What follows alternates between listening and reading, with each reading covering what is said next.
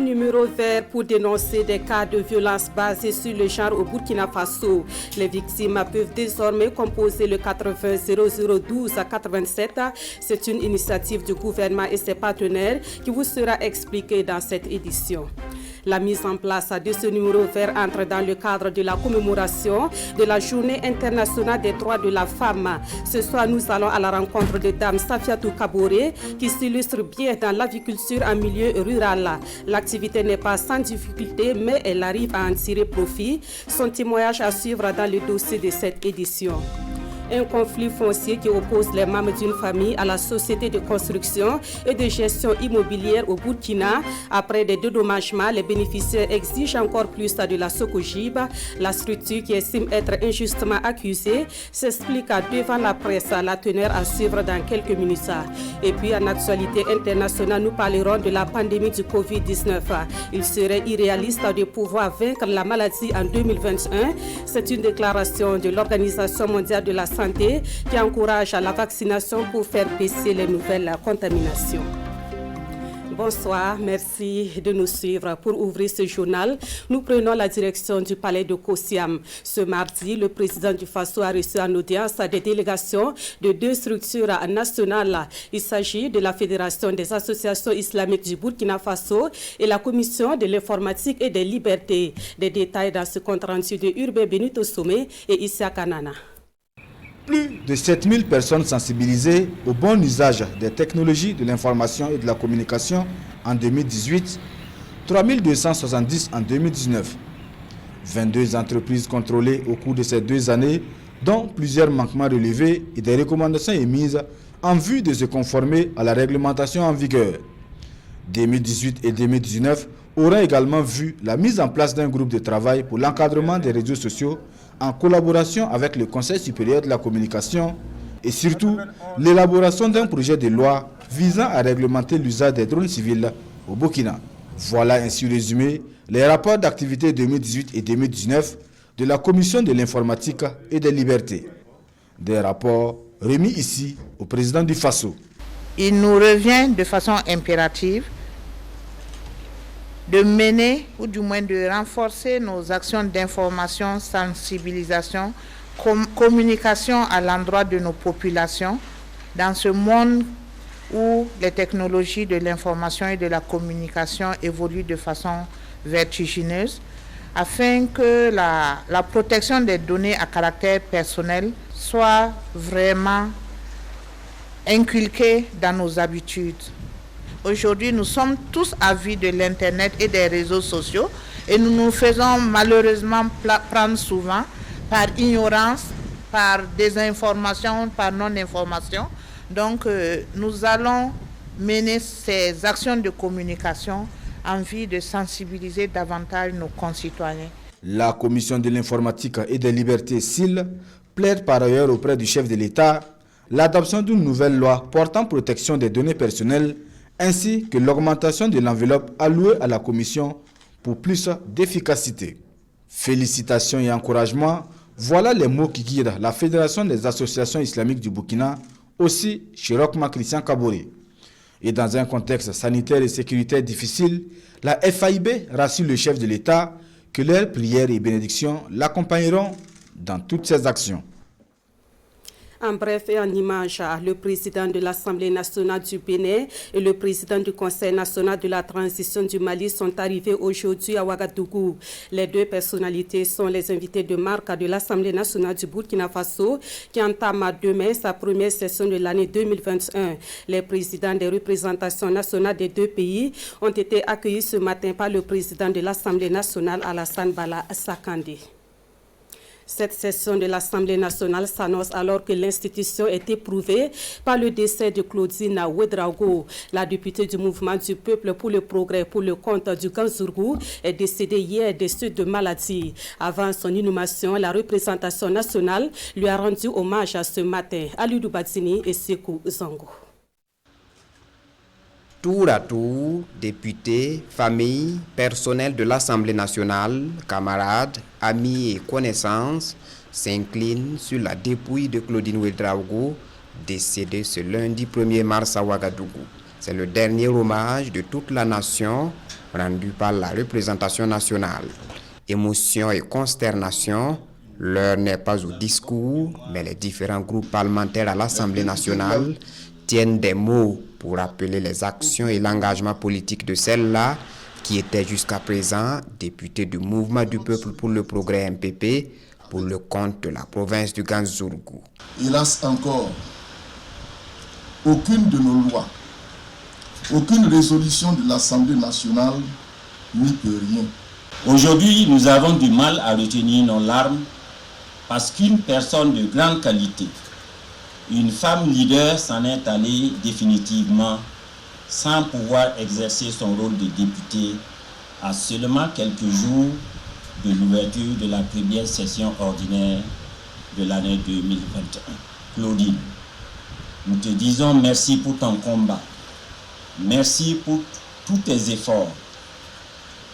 Tu laisses derrière toi une famille inconsolable, mais sache que tes collègues parlementaires que nous sommes poursuivront ton combat. Adieu, honorable Claudine Ouédraogo. Repose en paix et que la terre libre du Burkina te soit légère. Après l'hommage de la représentation nationale, la dépouille de Claudine Ouédraogo prend la direction de son Ganzourgou natal, où l'absoute à l'église catholique est prévue pour 14 heures, suivie de son inhumation au cimetière catholique de Zorgo. Née le 3 octobre 1971 à Zorgo, Claudine Ouédraogo laisse derrière elle 2 enfants et une famille biologique et politique inconsolable. Voilà, toutes nos condoléances et beaucoup de courage à ses proches. Suite de ce journal, si vous êtes victime de violences basées sur le genre, vous pouvez désormais composer le 80 0012 à 87 pour briser le silence et dénoncer. Cette opportunité vous est donnée par le gouvernement et ses partenaires dans l'espoir d'engranger plus de résultats dans le combat contre les VBG, dont les premières victimes sont les femmes. Le lancement de ce numéro vert marque aussi le début des activités entrant dans le cadre du 8 mars 2021 au Burkina Faso. Amadou Ilboudo et Maïmouna Traoré. Mariage forcé, viol, violence conjugale, harcèlement, excision, maltraitance. Des milliers de personnes, en majorité des femmes et des jeunes filles, en sont victimes au Burkina Faso chaque année. Des violences vécues dans le silence, souvent dans l'intimité familiale. Et ces violences basées sur le genre ont été exacerbées par l'insécurité avec les déplacements massifs de population et le Covid-19. Pour le gouvernement burkinabé et ses partenaires, ces violences ne sont ni légitimes ni tolérables. Il faut donc briser le silence, dénoncer les cas de violence, sauver des vies en appelant au 80 0012 87. Les appels sont anonymes et gratuits. Il est opérationnel et basé dans un centre où travaille une équipe multidisciplinaire composée de juristes, psychologues, éléments de police judiciaire et de travailleurs sociaux. Aussi, cette équipe assurera-t-elle la continuité des services 24 sur 24 afin qu'aucune victime en détresse en raison des VBG ne soit laissée sans assistance. La mise en place de ces numéros verts répond à un objectif, renforcer les mécanismes existants afin de réduire le phénomène des violences basées sur le genre et améliorer les conditions de la femme burkinabé. C'est un pas positif que nous venons de poser dans la lutte contre les violences basées sur le genre. Et ce pas positif, il faut que l'on l'exploite pour renforcer le processus de développement de notre pays et faire en sorte que les discours que les politiques tiennent concernant cette question de la promotion de la femme, de la promotion du genre, de la lutte contre les violences basées sur le genre, que ces discours deviennent et prennent une forme réelle dans la mesure où aujourd'hui toute la population burkinabé va s'associer à la mise en œuvre des choix opérés par le gouvernement dans le cadre de la mise en œuvre de sa politique publique. La stratégie nationale genre 2020-2024 prévoit un mécanisme d'assistance psychosociale, sanitaire et judiciaire aux victimes. Cette cérémonie de lancement du numéro vert de dénonciation des violences basées sur le genre marque le lancement des activités commémoratives de la Journée internationale de la femme au Burkina Faso. Et nous poursuivons avec la série de reportages terrain qui mettent en lumière les femmes et leurs activités. Ce soir, nous donnons la parole à Safiatou Kaboré qui a choisi de pratiquer l'aviculture. L'activité lui permet de contribuer beaucoup aux dépenses de sa famille. Mais l'élevage de la volaille n'est pas sans difficulté pour cette jeune dame. Nous la découvrons avec Césaire Carfo et Amandine Lalsaga. Dès le lever du jour, c'est son réflexe.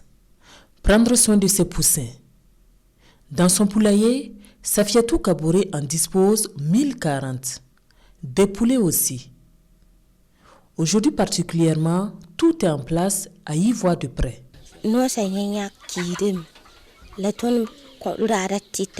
Il arrive souvent que mes poulets meurent malgré mes efforts. Je n'arrive pas à maîtriser ma couveuse parce que je n'ai pas eu de formation. Et je ne peux pas non plus me payer régulièrement les services d'un vétérinaire.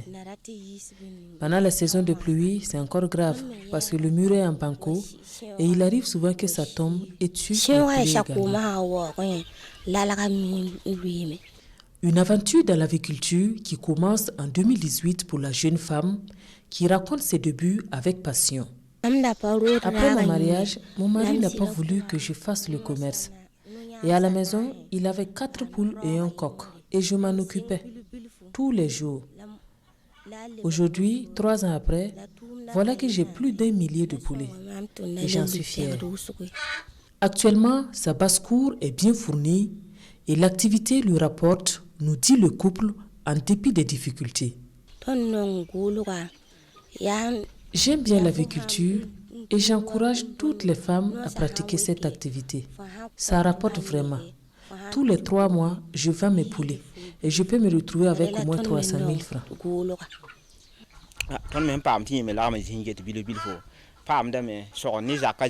Vraiment, elle me soutient dans les charges de la maison. Son activité nous permet également de payer la scolarité et d'améliorer l'alimentation de nos enfants. On utilise aussi le fumier pour l'agriculture.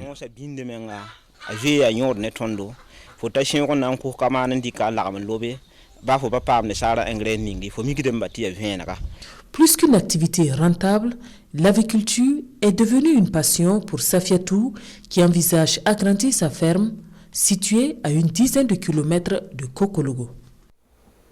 Dans l'actualité également, Ouagadougou abrite le Forum national sur la participation citoyenne et le contrôle citoyen dans le processus de gestion des finances publiques au Burkina Faso. L'objectif à rechercher, c'est de renforcer la transparence budgétaire à travers le contrôle citoyen. Ce forum devra aboutir à une charte nationale qui précise les règles de bonne conduite dans la gestion des finances publiques. Roger Kam et Marguerite Douaniou. La transparence en général et la transparence budgétaire en particulier, une question qui intéresse plusieurs partenaires techniques et financiers et les organisations de la société civile et non gouvernementale. Aussi, la participation citoyenne au processus budgétaire s'impose-t-elle désormais comme indispensable à cette transparence dans la gestion des finances publiques.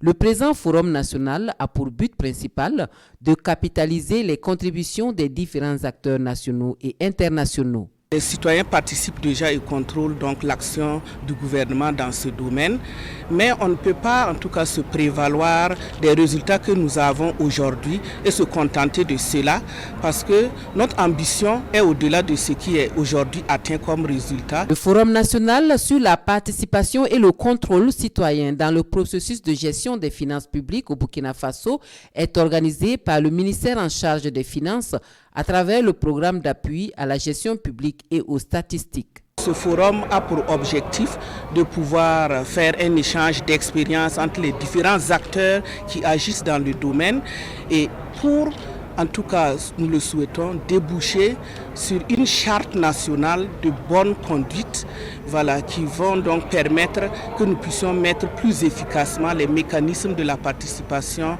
et du contrôle citoyen de la gestion des finances publiques en œuvre. Panels et ateliers de partage d'expériences, communication sur la thématique sont au programme de ce forum ouvert ce matin à Ouagadougou. En 3 ans, le portefeuille de la Banque mondiale au profit du Burkina Faso a doublé, avec à la clé une trentaine de projets dans divers secteurs de développement. Cette information a été donnée à l'occasion de la revue conjointe de la Banque mondiale tenue ce mardi à Ouagadougou. C'est une satisfaction pour l'institution et pour le Burkina Faso quand on sait que les activités ont été réalisées dans un contexte difficile sur les plans de la sécurité et de la santé. Souleymane Sanou et Olopoda. Le portefeuille actif de la Banque mondiale au Burkina Faso affiche au compteur une trentaine de projets et programmes de développement.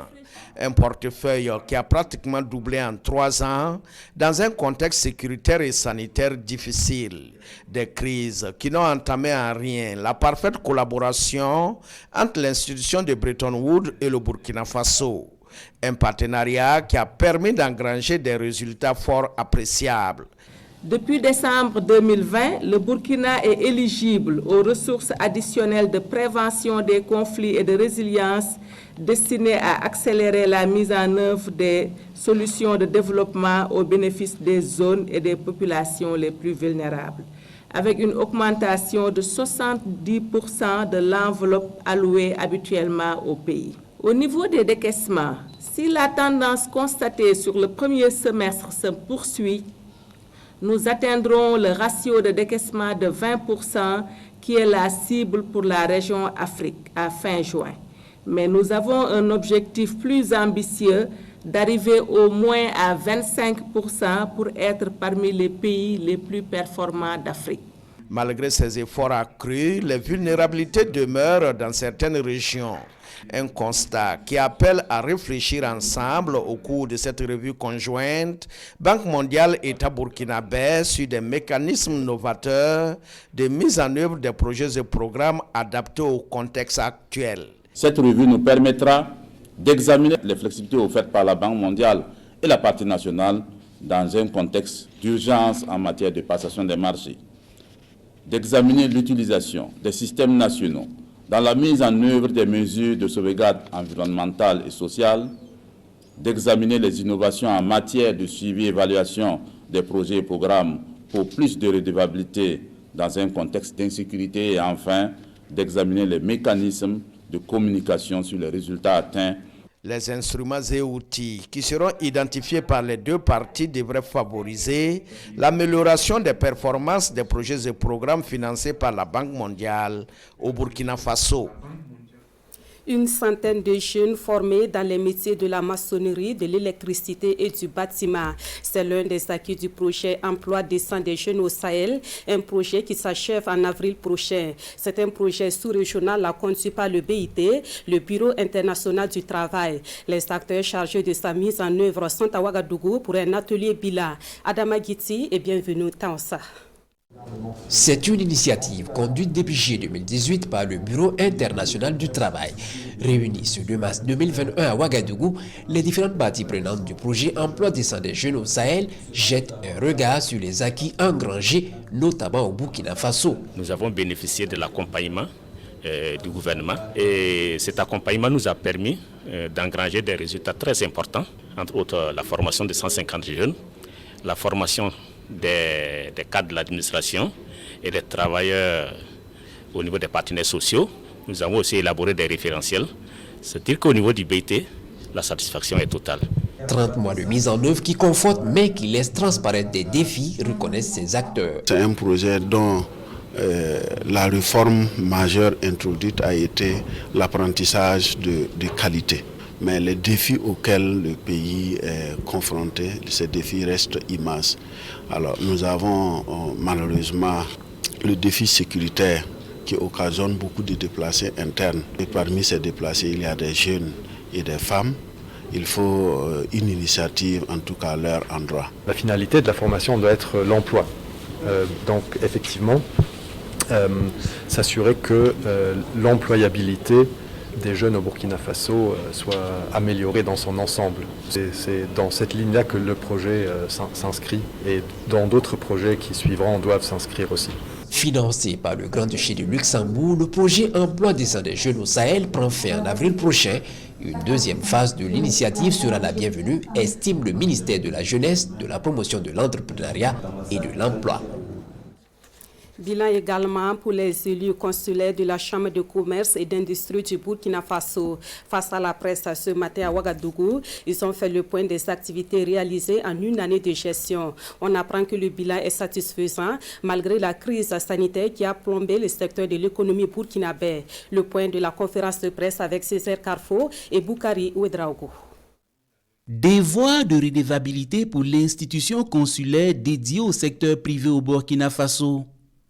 Au titre du bilan de l'exercice précédent, une année particulièrement difficile car le Covid-19 est passé par là. Pour un taux de croissance attendu de 6,3%, au finish, le compteur affiche seulement 2%. Malgré ce contexte difficile, plus de 15 000 nouvelles entreprises ont été créées. Une dynamique qui remet en orbite l'économie nationale. Le secteur privé burkinabé s'est montré dynamique et résilient.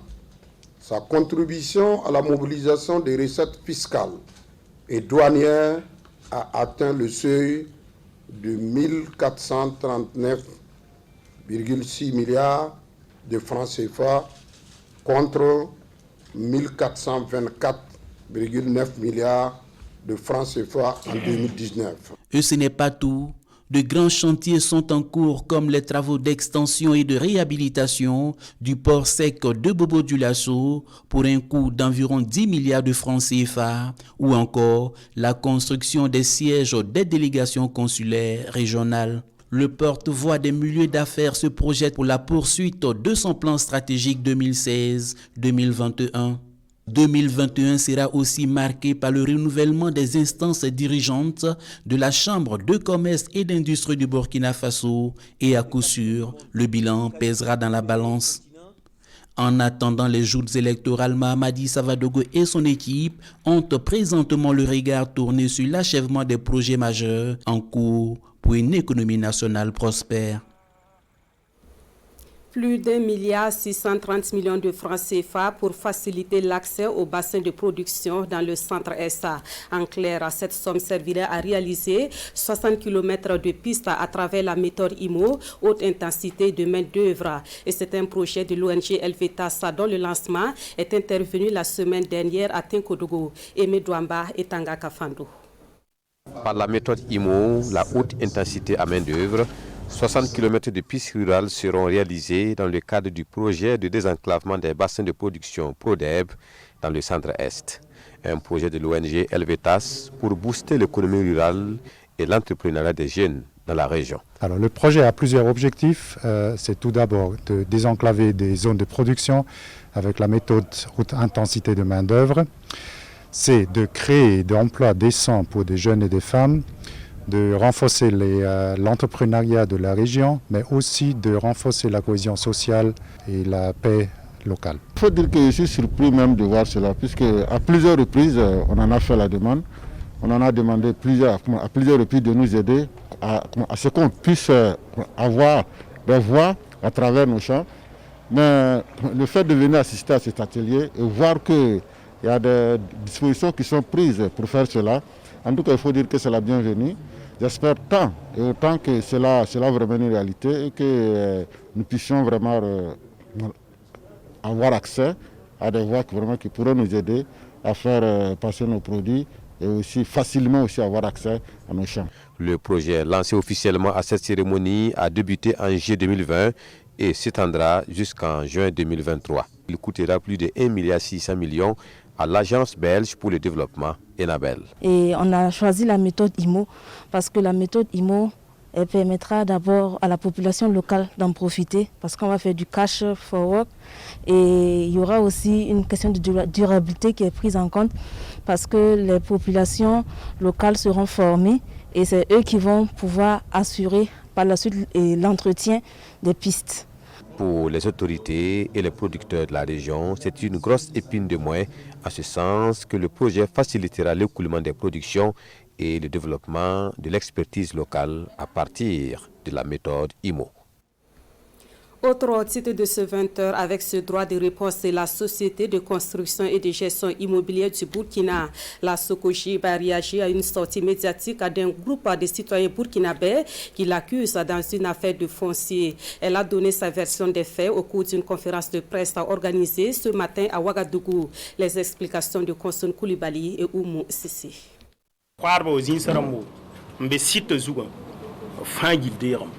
Si aujourd'hui je suis là, c'est pour témoigner, dire que la famille Gigma n'a pas de problème avec la Socogib. Alexis Ouedraogo, président du comité de crise à Balkui, et Issouf Gigma refutent ici en bloc les accusations formulées par le mouvement de solidarité pour le droit au logement et alliés contre la Socogib la semaine dernière. Nous sommes à une conférence de presse qui se veut une tribune pour rétablir la vérité sur l'aménagement du terrain Socogib à Balkui. Toute la zone en 90 a été déclarée d'utilité publique, donc ça appartenait à l'État. Mais compte tenu du caractère social et communautaire, quand nous on est arrivés, on s'est dit on va quand même dédommager. Il y a eu deux types de dédommagement. Ceux qui avaient déjà des titres, comme des arrêtés, etc., on avait des accords spécifiques avec chaque personne. C'est dans ce cadre-là, avec l'Agis Sibiri, on a signé un accord pour lui trouver les 10 hectares, pas loin, même superficie, et avec 100 millions, plus forage. On l'a fait pour tous ceux qui avaient les titres fonciers, pas les titres, les arrêtés. Même ceux qui avaient signé des conventions d'achat, nous on a tout dédommagé. Ça c'était le premier dédommagement. Mais on a considéré les propriétaires terrains qui n'avaient pas de titre. C'est ça le deuxième dédommagement là, qui nous a coûté aujourd'hui plus de 3000 parcelles. La sortie du mouvement de solidarité pour le droit au logement agace plus d'un. Les acquéreurs des parcelles Socogib sont aussi dans l'impossibilité de valoriser leur terrain. Est-ce que cette coalition l'a approché, même dans un premier temps, la société peut comprendre? Nous sommes des victimes au même titre que les propriétaires terriens. Est-ce que nous avons été approchés? Face à l'absence de consensus entre la Socogib et quelques membres de la famille Gigma et alliés, l'affaire est devant les juridictions compétentes pour être tranchée. La société veut jouir de la pleine propriété de ses terrains et respecter ses engagements vis-à-vis de ses clients. Dans l'actualité également, les acteurs de la justice et leurs partenaires se sont retrouvés ce 2 mars à Ouagadougou pour la première revue annuelle de l'année en cours. Au menu, l'examen et la validation du rapport de performance annuel de 2020. À cela s'ajoute le bilan des actions déjà réalisées et celles à réaliser dans le futur. L'ouverture des travaux avec Nongba Kouda et SL Judith Assorba. Ils sont tous présents, acteurs du département de la justice, des droits humains et de la promotion civile, partenaires au développement et société civile. Autour de cette table, ils vont examiner et valider le projet de rapport de performance annuelle 2020. Un rapport qui fait le point des actions entreprises dans ce secteur au cours de l'année 2020 et des résultats obtenus sur la période 2016-2020. Ce rapport note respectivement 70,89% et 59,01% comme taux d'exécution physique et financière du cadre sectoriel de dialogue du département. En termes de résultats, il faut relever que les efforts de tous les acteurs du secteur tout au long de la période nous a permis, non sans difficulté, d'engager des progrès notables, certes en deçà des attentes, mais fort encourageant pour l'atteinte des effets sectoriels. Nous pouvons citer, entre autres, le renforcement de l'indépendance de la magistrature à travers la déconnexion du pouvoir exécutif du CSM, l'adoption des textes sur le CSM et le statut de la magistrature, l'opérationnalisation du SPCSM par sa dotation d'un siège et d'un budget de fonctionnement, l'amélioration de l'accès à la justice avec l'ouverture du TGI de Koupela, de la Cour d'appel de Fada et la construction des TGI de Boulsa, de Pau et de Ouagadougou. La tenue de 106 audiences foraines au cours desquelles plus de 1816 décisions ont été rendues. L'organisation d'audiences criminelles qui ont permis de juger 361 dossiers. Au regard de ces résultats plus ou moins encourageants, la ministre en charge de la justice invite tous les acteurs à redoubler d'efforts pour relever les défis futurs.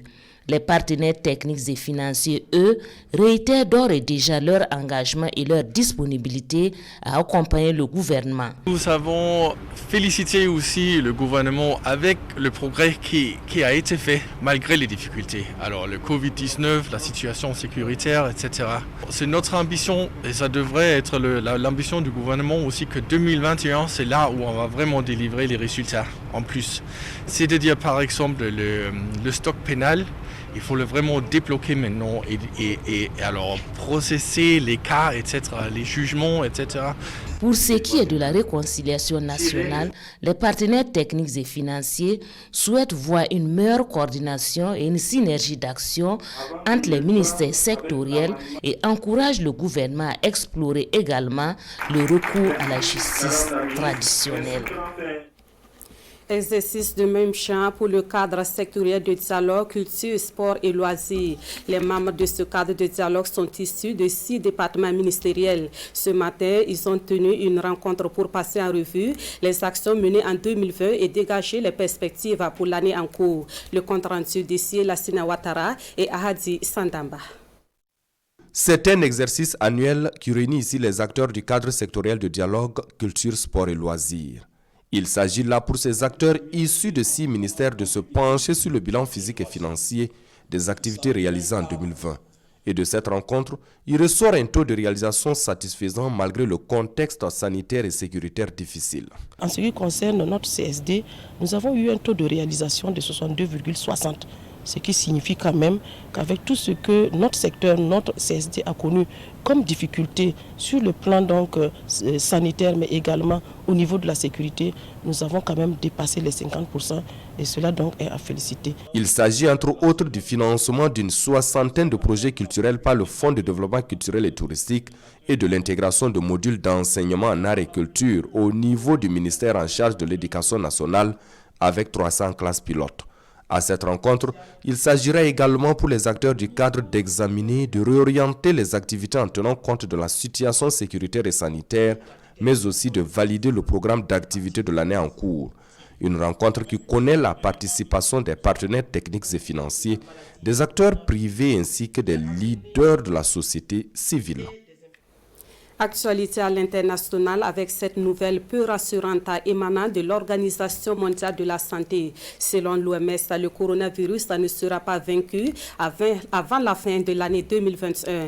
Mais grâce à la vaccination, les différents pays pourraient maintenir la baisse des nouvelles contaminations. L'Organisation mondiale de la santé juge irréaliste de penser vaincre la pandémie de Covid-19 en 2021. Au cas où vous ne vous en doutiez pas.